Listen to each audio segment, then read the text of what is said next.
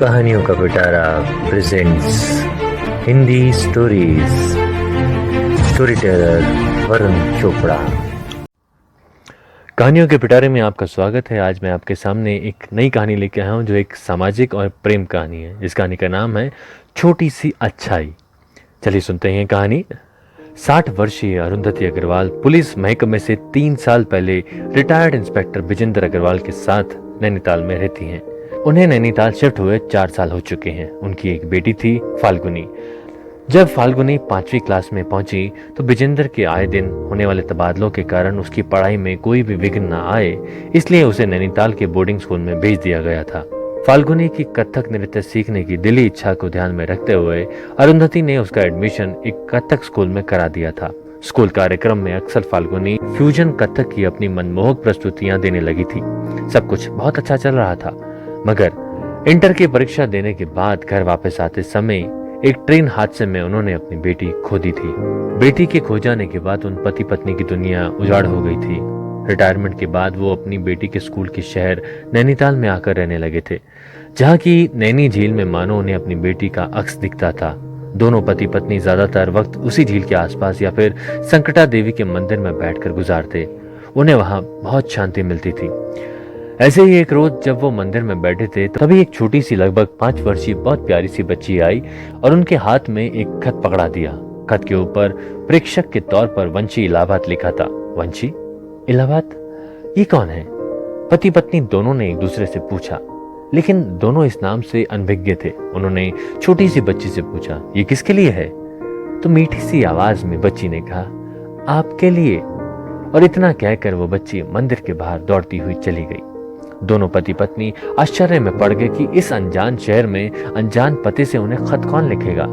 शाम ढलने वाली थी, सर्द हवाएं तेज हो गई थी। दोनों अपने घर लौट आए। घर पहुंचते ही अरुंधति ने 2 कप चाय बनाई और अपने एक पति को दी और उनके पास आकर बैठ गई। अभी भी मन उधेड़-बुन में था कि खत किसका है। चाय पीने के बाद अरुंधति ने खत को खोलकर पढ़ना शुरू किया। पत्र का प्रारंभ इस तरह था, सप्रेम नमस्कार अम्मा। अम्मा अम्मा, ये संबोधन तो फाल्गुनी का है। अरुंधति के दिल की धड़कन तेज हो गई। उन्होंने फिर खत पढ़ना शुरू किया। आप शायद मुझे भूल गई होंगी क्योंकि बहुत कम दिन का साथ रहा हमारा, लेकिन अम्मा आज मैं जो कुछ भी हूं आपकी कृपा से हूं। अरुंधति आश्चर्य में पड़ गई कि मैं एक साधारण गृहिणी, मैं भला किसी की सफलता का कारण कैसे बन सकती हूँ। अरुंधति ने खत को आगे पढ़ा। याद है जब पुलिस जी की पोस्टिंग इलाहाबाद में हुई थी तब पुलिस जी, कुछ जाना पहचाना सा लगा ये संबोधन। अरुंधति गहरे सोच में पड़ गई। कोई तो पुकारता था विजेंद्र को पुलिस जी कहकर, मगर कौन? अरुंधति को कुछ याद ना आया। पत्र में आगे लिखा था, आपके क्वार्टर में गंगूबाई खाना बनाने आती थी और उनके साथ में मैं यानी कि उनकी बेटी वंशी भी आती थी। तब मैं 9 साल की थी, फाल्गुनी दीदी से 5 साल छोटी। इतना पढ़कर अरुंधति ने आंखें बंद कर दिमाग पर जोर डाला तो उन्हें कुछ धुंधली धुंधली सी याद आई। हाँ, काली सी गंगूबाई और उसकी बहुत सुंदर उजली गोरी बिटिया जो अपने बाबूजी की शक्ल सूरत पर थी, वंशी। अरुंधति के होठों पर मुस्कुराहट आ गई। उसी ने भेजा ये खत मुझे। क्या हुआ? किसका भेजा खत है जिसे पढ़कर आज तुम मुस्कुरा रही हो, थोड़ा थोड़ा पहले की तरह?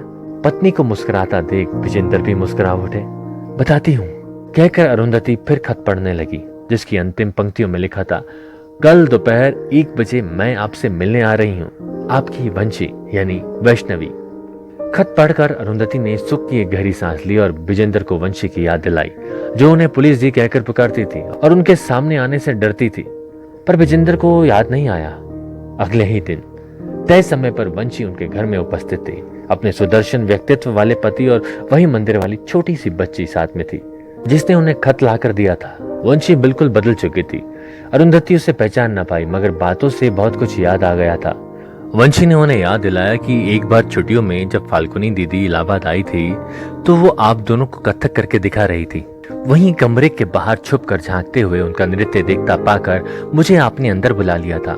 मैं बहुत डर गई थी कि आप मुझे बहुत डांटेंगे कि मैं चोरी से फाल्गुनी दीदी का नृत्य क्यों देख रही हूँ, मगर आपने मुझे डांटा नहीं, बल्कि बहुत प्यार से पूछा था, तुम भी कथक सीखोगी? मैं बहुत खुश हो गई और हाँ कह दिया। फिर तभी से फाल्गुनी दीदी की तरह मैं भी आपको अम्मा बुलाने लगी थी। वंशी ये सब बता रही थी और अरुंधति अतीत में गोते लगा रही थी। हाँ हाँ, याद आया, उन्होंने किंचित हंसते हुए पति की तरफ देखते हुए कहा। फिर मैंने इनके पद का लाभ उठाते हुए तुम्हें सरकारी कथक स्कूल में एडमिशन दिलवाया और तुम्हारी पूरी फीस माफ करवा दी थी कि जब तक तुम कथक सीखोगी तुमसे कोई फीस ना ली जाए। फिर तुमने पूरा कोर्स किया था कथक का? अरुंधति ने वंशी से पूछा। जी, मैंने उस स्कूल से अलंकार किया, फिर कथक में मेरी लगन देख वहां के प्रधानाचार्य ने मुझे कथक में पीएचडी भी करा दी। अब मैं उसी स्कूल में कथक की शिक्षिका हूँ, वंशी ने बताया। वाह, बहुत बढ़िया, शाबाश।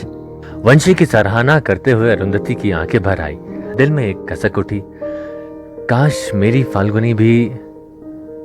आगे वो कुछ ना सोच सकी। खुद को नियंत्रण करते हुए वंशी से उसके पति के बारे में पूछा तो वंशी ने थोड़ा लज्जाते हुए बताया कि ये हैं आदर्श, मेरे पति और कथक स्कूल के प्रधानाचार्य के बेटे। हमारा प्रेम विवाह हुआ है। आदर्श ने अरुंधति के पांव छुए। अरुंधति ने उसे आशीर्वाद देते हुए कहा, मुझे बहुत अच्छा लग रहा है वंशी तुम्हारा परिवार देखकर। वंशी को जब फाल्गुनी के बारे में पता चला तो उसे बहुत दुख हुआ। वंशी अब वापस चलने को तैयार थी। उसने अरुंधति और विजेंद्र को इलाहाबाद आने का निमंत्रण देते हुए कहा कि अब मैं अपना प्राइवेट कथक केंद्र खोल रही हूँ। सब तैयारी हो चुकी है, उसका उद्घाटन आप दोनों के हाथों ही होगा। हम दोनों? अरुंधति ने विजेंद्र की ओर देखते हुए हर्ष मिश्रित स्वर में कहा। बहुत सालों बाद वो किसी सार्वजनिक कार्यक्रम में हिस्सा लेने की बात सुनकर खुश हुए थे, वरना फाल्गुनी के जाने के बाद उन्होंने सब कुछ त्याग दिया था। हाँ, आप दोनों। और जानती है मेरे कथक स्कूल का नाम क्या है? वंशी ने पूछा। क्या है? अरुंधति ने धीरे से कांपते स्वर में पूछा। फाल्गुनी कथक केंद्र। वंशी ने अरुंधति के दोनों कंधे पकड़कर बहुत प्यार से उसकी आंखों में देखते हुए बताया। समझ लीजिए आपकी बेटी का ही स्कूल है। अरुंधति और ज्यादा खुद को ना संभाल सकी और फफक कर वंशी को जोर से खुद से चिपका लिया। विजेंद्र भी आंखों से बहती अपनी खुशी रुमाल में समेटने लगे। कहानी समाप्त। किसी के साथ की गई छोटी सी अच्छाई कब एक बड़ी खुशी बनकर सामने आ जाती है हम नहीं जानते हैं, इसलिए अच्छाई करने का एक भी मौका छोड़ना ना चाहिए, है ना? अच्छाई करते रहिए और फल की चिंता मत कीजिए। चलता हूँ, नई कहानी के साथ कहानियों के पिटारे में फिर से आपसे मुलाकात करूंगा। तब तक अपना ध्यान रखिए और स्वस्थ रहिए।